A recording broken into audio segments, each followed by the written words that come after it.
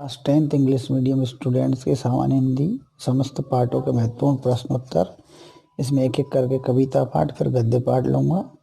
महत्वपूर्ण प्रश्नों के वीडियो में बनाने जा रहा हूँ, आप लोग देखिएगा। विनय के पद, अति लघुत्तरी प्रश्न। तुलसीदास ने किसे त्यागने योग्य माना है? तुलसीदास मानते हैं कि जिस राम और सीता से प्रेम ना हो, जिसे राम और सीता से प्रेम ना हो, वह कितने ही निकट का हो, मतलब जिसे राम और सीता से प्रेम ना हो वह कितने भी निकट का हो, कितने ही निकट का हो, उसका त्याग कर देना चाहिए, उसके साथ लगातार हानि होगी। तुलसी राम और सीता की भक्ति न करने वालों से दूर रहने की बात कहते हैं। दूसरा प्रश्न, तुलसी का राम से कैसा नाता है? तुलसीदास का राम से कैसा नाता है? तुलसीदास मानते हैं कि मित्र अथवा सेवा के योग्य वही है जो राम के प्रति प्रेम का भाव रखते हैं। जो राम के प्रति प्रेम का भाव रखते हैं वही सेवा और मित्रता के योग्य हैं। इस प्रकार तुलसीदास और राम का नाता प्रेम भाव एवं भक्ति का भाव। राम का नाता, तुलसीदास और राम का नाता प्रेम भाव और भक्ति भाव का है। लघुत्तरी प्रश्न। लघुत्तरी प्रश्नों में तुलसीदास रघुपति के चरण कमलों में क्यों बसना चाहते हैं? तुलसीदास रघुपति के चरण कमलों में क्यों बसना चाहते हैं? भगवान राम की कृपा से मोह माया भरे संसार से तुलसी को छुटकारा मिला है। वे जान गए हैं कि राम के नाम का स्मरण करने से ही चिंताओं से बचा जा सकता है और इंद्रियों को वश में किया जा सकता है। इसलिए तुलसीदास रघुपति श्री राम के चरण कमलों में ही बसना चाहते हैं। अपने परिजनों का त्याग किसने किया? अनेक महान मानवों ने ईश्वर के विमुख अपने परिजनों का त्याग किया है। प्रहलाद ने अपने पिता हिरण्यकश्यप का, विभीषण ने अपने भाई रावण का तथा भरत ने अपनी माता कैकेयी का त्याग कर दिया। बलि ने अपने गुरु को त्याग दिया तथा ब्रज की गोपियों ने पति को त्याग कर भगवान से संबंध स्थापित कर लिया। गोपियों ने अपने पतियों को त्याग कर भगवान से संबंध स्थापित कर लिया। इस तरह से ये है। तुलसीदास जी ने परम हित किसे कहा? भगवान राम के परम भक्त तुलसीदास मानते हैं कि राम की भक्ति से संसार के दुखों से छुटकारा मिलता है। राम की भक्ति कर लेने से ही मानव का कल्याण संभव है। राम के चरणों में ध्यान लगाने से ही परम सुख मिलता है। इसलिए तुलसीदास उसी को परम हित मानते हैं जिससे भगवान राम के प्रति प्रेम भाव की बढ़ोतरी हो, जिससे भगवान राम के प्रति प्रेम भाव की बढ़ोतरी हो। मतलब इसलिए तुलसीदास उसी को परम हित मानते हैं जिससे भगवान राम के प्रति प्रेम भाव की बढ़ोतरी हो। एक और प्रश्न बचा है, पायो नाम चारु चिंतामणि से कवि का क्या आशय है? तो ये प्रश्न है, इस संसार के दुखों से राम का नाम स्मरण करने से ही छुटकारा मिलता है। राम नाम के प्रभाव से मनुष्य की सभी चिंताएं मिट जाती। पायो नाम चारु चिंतामणि से कवि का आशय है कि जब सब चिंताओं को समाप्त करने वाले राम के नाम को पा लिया है तो अब किसी तरह के कष्ट का प्रश्न ही नहीं है। अब तो सब प्रकार के सुख ही मिलेंगे। इस तरह से कहा। पर दीर्घोत्तरी प्रश्न है, कवि तुलसीदास जी को अपनी इंद्रियों पर हंसी क्यों आती है? ज्ञान प्राप्ति पर तुलसी को मानव शरीर की सभी इंद्रियों की असलियत का पता चल चुका है। वे अब यह तथ्य जान गए हैं कि इंद्रियां मनुष्य को सदैव अपने वश में रखना चाहती हैं। सभी इंद्रियां अपना अपना आनंद प्राप्त करना चाहती हैं। उन्हें मानव कल्याण से कोई सरोकार नहीं। वे तो अपने जाल में फंसाकर मनुष्य का मजाक उड़ाती हैं। इस तथ्य को भली भांति समझ चुके तुलसीदास जी को अपनी इंद्रियों की कुचेष्टा पर हंसी आती है। अब लो नसानी अब न नसे हों का भाव सौंदर्य लिखिए। भाव सौंदर्य, मनुष्य का जीवन बहुमूल्य है। अज्ञानता के कारण संसार के मोह में बीत गए जीवन से दुखी तुलसी कहते हैं। अज्ञानता के कारण संसार के मोह में बीत गए जीवन के काल से दुखी तुलसी कहते हैं कि अब तक का जो जीवन का अमूल्य समय, अब तक के जीवन का जो अमूल्य समय नष्ट हो गया है सो हो गया। अब आगे मैं उसे नष्ट नहीं होने दूंगा। शेष जीवन को श्री राम की भक्ति में लगाऊंगा। इसी में मेरा कल्याण होगा। ये पहला पाठ था। दूसरा, संस्कृति का स्वरूप।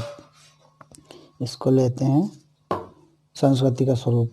हमें दुराग्रह क्यों छोड़ देना चाहिए? विचारों का दरिद्री बनकर गंभीर व्यक्तियों की था ले पाना संभव नहीं है। किसी एक मत को बिना परखे सही कहना उचित नहीं है। इसलिए यह आवश्यक है कि हम प्रत्येक वस्तु को कसौटी पर कसें, परखने के बाद जो खरा सिद्ध हो उसे स्वीकार कर लें। दुराग्रह से सही परीक्षा संभव नहीं है, अतः दुराग्रह छोड़ देना चाहिए। मैंने यूँ कहा, विचारों की दरिद्री, विचारों से जो गरीब बनकर गंभीर व्यक्ति की था ले पाना संभव नहीं है। विचारों को उच्च करना पड़ेगा। धर्म का मता हुआ सार क्या है? धर्म मनुष्य को उत्थान का मार्ग दिखाता है। धर्म मनुष्य को उत्थान या ऊपर उठने का मार्ग दिखाता है। इससे मनुष्य लगातार उन्नति के मार्ग पर बढ़ता चला जाता है। धर्म से व्यक्ति प्रगति करता हुआ पूर्ण आनंद को प्राप्त करता है। इस प्रकार धर्म का मता हुआ सार वह है जो मनुष्य को ऊंचा उठाता है।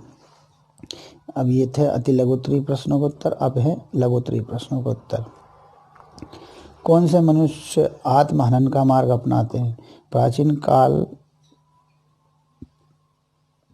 का जो भी अच्छा है उसे स्वीकार करें, और जो मर चुका है उसे त्याग दें। माने प्राचीन काल का जो भी खत्म हो चुका है उसको त्याग दें। पुराने विचारों की भली प्रकार परीक्षा करके उन्हें अपनाना चाहिए। पुराने विचारों को भली प्रकार से परीक्षा करके उन्हें अपनाना चाहिए। विचार करने में आलस्य करना हीनता है। स्वयं को निम्न समझने वाले बुद्धिहीन पुरानी मान्यताओं को सही मानते हैं। इस तरह बाबा वाक्यम को प्रमाण मानने वाले आत्महनन का मार्ग अपनाते हैं, वे उन्नति नहीं। कैसे लोग नई संस्कृति को जन्म नहीं दे पाते? कैसे लोग नई संस्कृति को जन्म नहीं दे पाते?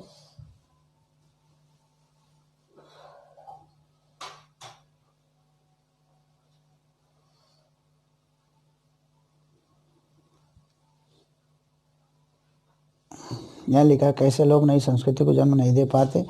जो जड़ भूतकाल को पकड़ के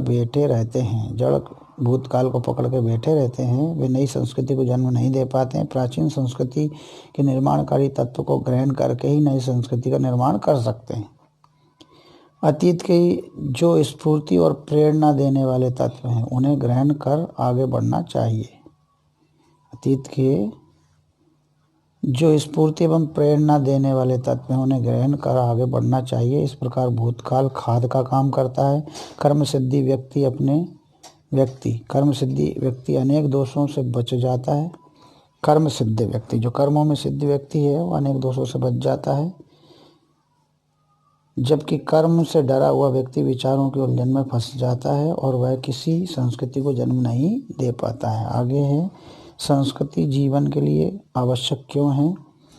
संस्कृति मानव जीवन के भूत, वर्तमान और भविष्य का पूर्ण प्रकार होती है। प्रारंभ से अब तक मनुष्य के द्वारा बनाए गए विभिन्न शिल्पों से सृष्टि भरी हुई है। इस कार्य में हजारों वर्ष लगे हैं। यही है संस्कृति का परिवर्तन और विकास है। मनुष्य के जीवन के जो भी ठाट बाट दिखाई दे रहे हैं वे सब संस्कृति की देन है। संस्कृति के विविध रूप मानव को उत्तराधिकार में मिलते हैं। अतः मानव जीवन के लिए संस्कृति अति आवश्यक है। आगे दीर्घोत्तरी, संस्कृति से आप क्या समझते हैं? भारतीय संस्कृति की विशेषताएं बताइए। डॉक्टर वासुदेव शरण अग्रवाल का ये निबंध है।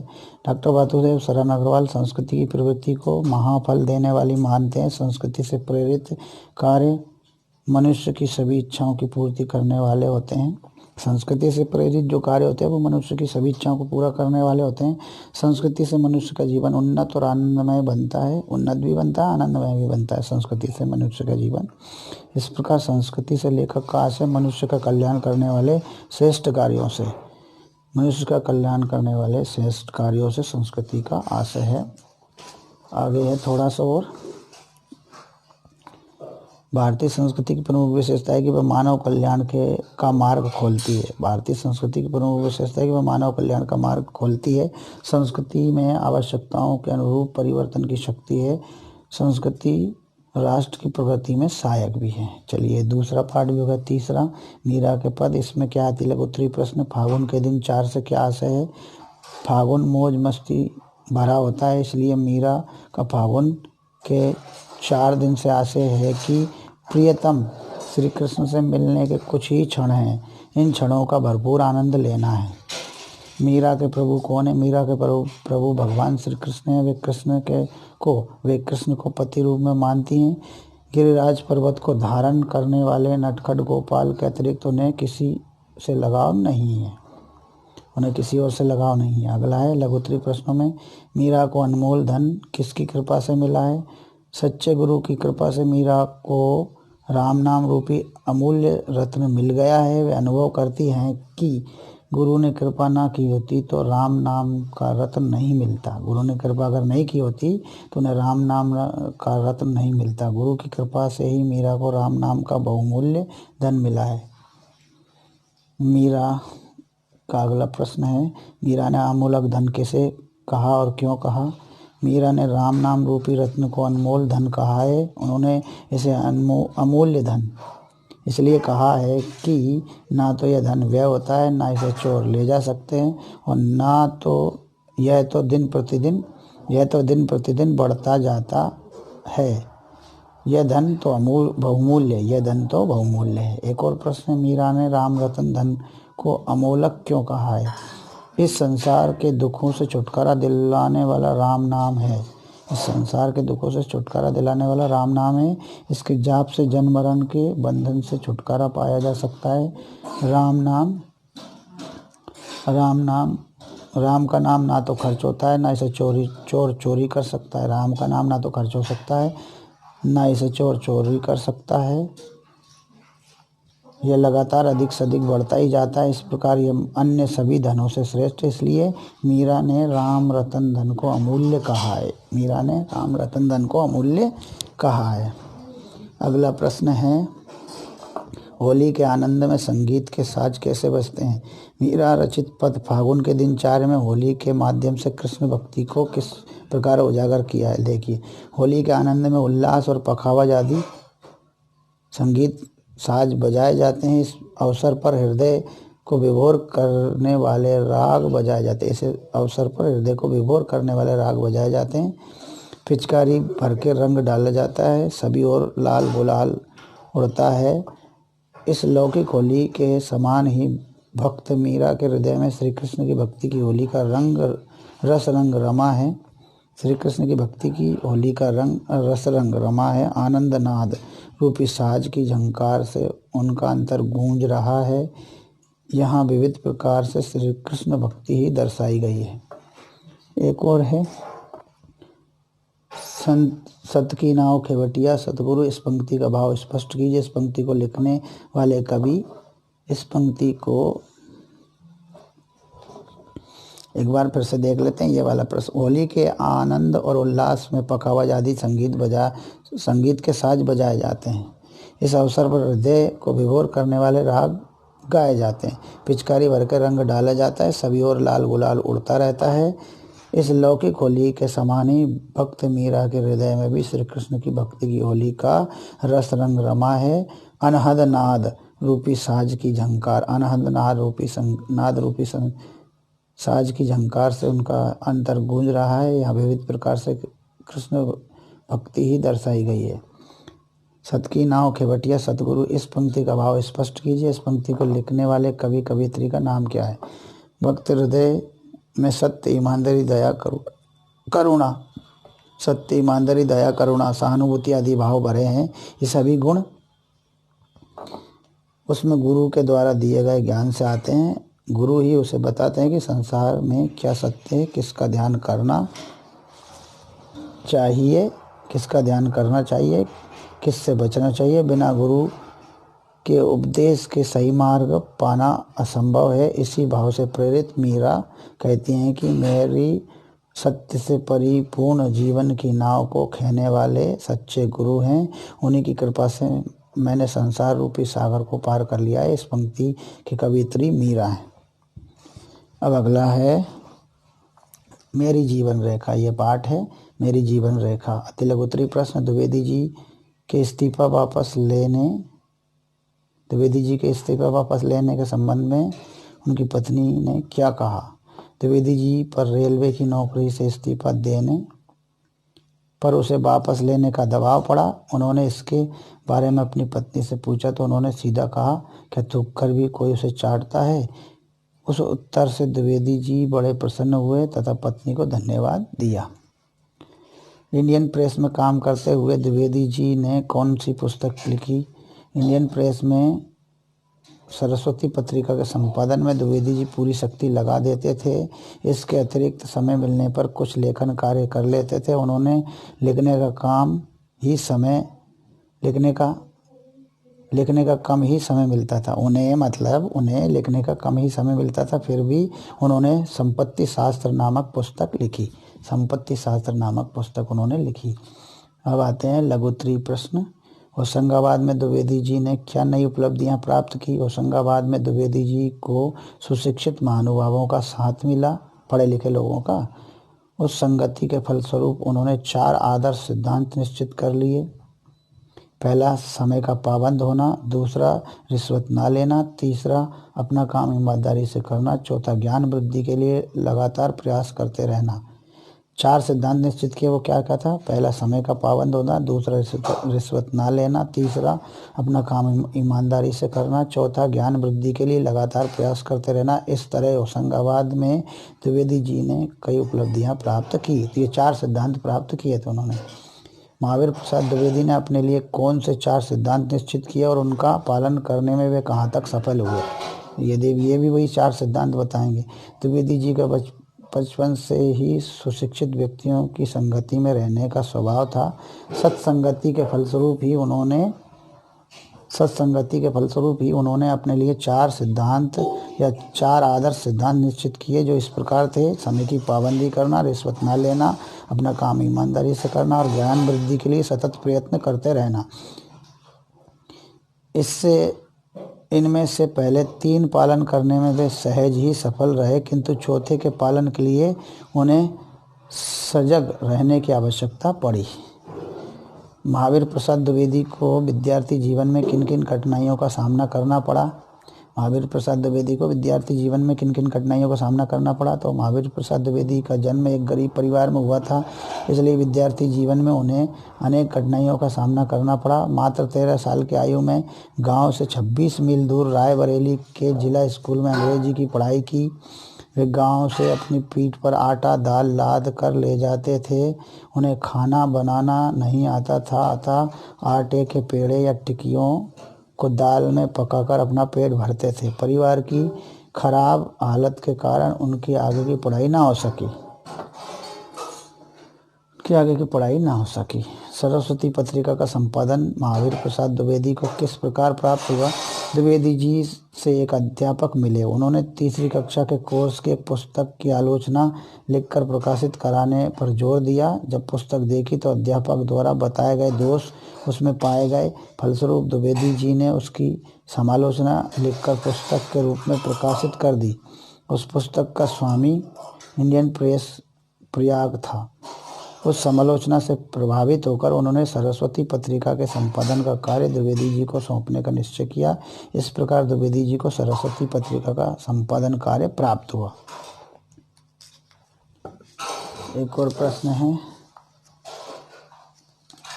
महावीर प्रसाद द्विवेदी को सरस्वती पत्रिका के प्रकाशन के लिए किस तरह प्रलोभन दिए जाते थे? इस संबंध में उनकी क्या प्रतिक्रिया होती थी? प्रतिष्ठित पत्रिका सरस्वती में लेख छापना बड़ी बात समझी जाती थी, इसलिए द्विवेदी जी को बड़े बड़े प्रलोभन दिए जाते थे। कोई मौसी का मरसिया छपवाने के बदले निहाल कर देने को कहता, तो कोई सभापति के भाषण को छापने के लिए दुपट्टा देने की बात करता, कोई तो चित्र सहित जीवन चरित्र छापने पर बढ़िया घड़ी और अथवा साइकिल भेंट करने को तैयार रहता है। इस प्रकार के प्रलोभनों के प्रति ध्यान न देकर द्विवेदी जी सरस्वती में वही सामग्री छापते जो पाठकों को रुचिकर होती थी। आगे कर्मवीर वाला पाठ है। अति लघुत्तरीय प्रश्न। बुरे दिन भी भले कब हो सकते हैं? जो आदमी निकम्मा होता है वह दुखी ही रहता है। जीवन में कुछ करने के लिए कर्म की आवश्यकता होती है। जो पक्का इरादा करके काम में जुटे रहते हैं उनका हर काम सफल होता है, उनके बुरे दिन भी भले में बदल जाते हैं, उनके बुरे दिन भी भले में बदल जाते हैं। यह लघुत्तरी प्रश्न 1 था। अब लघुत्तरी प्रश्न, कवि ने कर्मवीर किसे माना है? कवि ने सच्चे कर्मवीर उन्हें माना है जो विभिन्न प्रकार की रुकावटों या संकटों से डरते नहीं हैं, वे काम में दुख आने पर पछताते नहीं, वे कठिन से कठिन काम होने पर भी ऊबते नहीं, वे अपने निश्चय पर अटल रहकर बुरे समय को भी अच्छे में बदल देते हैं, हर स्थान पर हर काल में वे सफल रहते हैं। भाग्य के भरोसे कौन नहीं रहता? कर्म से डरने वाले ही भाग्य के भरोसे रहते हैं। ऐसे व्यक्ति कोई काम करना प्रारंभ कर देते हैं और उसमें कठिनाइयां आने पर पछताते हैं कि उन्होंने इस काम को क्यों प्रारंभ किया। इसके ठीक विपरीत जिन्हें अपने कर्म पर पक्का विश्वास होता है वे काम में आने वाले दुखों से नहीं डरते। जिन्हें अपने कर्म पर विश्वास होता है वे भाग्य के भरोसे नहीं रहते हैं। अगला प्रश्न है, कर्मवीर कविता से आपको क्या प्रेरणा मिलती है? कर्मवीर कविता में बताया गया है कि संसार का सभी चमत्कार कर्म का ही फल है। काम करने वाला व्यक्ति हर तरह से सफल होता है। काम के द्वारा बुरे दिन भी भले में बदले जा सकते हैं। संसार में बड़ी से बड़ी सफलता के मूल में कर्म होता है, अतः कर्मवीर कविता से हमें कर्म करते रहने की प्रेरणा मिलती है। अगला है, कर्मवीर मनुष्य के मार्ग में कैसी कैसी बाधाएं आती? कर्मवीर मनुष्य के मार्ग में अनेक प्रकार की बाधाएं आती हैं। कभी उसके सामने गगनचुंबी चोटियों वाले पहाड़ आ जाते हैं, तो कभी दिन रात अंधकार से भरे जंगल, कभी उसके सामने विशाल सागर की घनघोर गर्जना वाली ऊंची ऊंची लहरों के तूफान आते हैं, तो कभी चारों ओर फैली हुई आग की भयंकर लपटें आती हैं। दीर्घोत्तरी प्रश्नों को देखते हैं। कर्मवीर मनुष्य की विशेषताएं बताइए। कर्मवीर मनुष्य विभिन्न रुकावटों से नहीं डरता, स्थिर रहकर वह कर्म के सारे बुरे समय को भी अच्छे में बदल देता है। कर्मवीर कार्य प्रारंभ करने पर उसे पूरा करके ही मानते हैं। उनमें कोयले को हीरा तथा कांच के टुकड़े को रत्न बनाने की शक्ति होती है। वे पहाड़ों को काट कर सड़क बनाते हैं, वे रेगिस्तानों में नदियां बहाते हैं, सागर में जहाज चलाने और जंगल में मंगल रचाने की शक्ति उनमें होती है। आकाश मंडल के सभी रहस्य उन्होंने जान लिए हैं और तार की सभी क्रियाएं उन्होंने ही निकाली हैं। अगला प्रश्न एक और,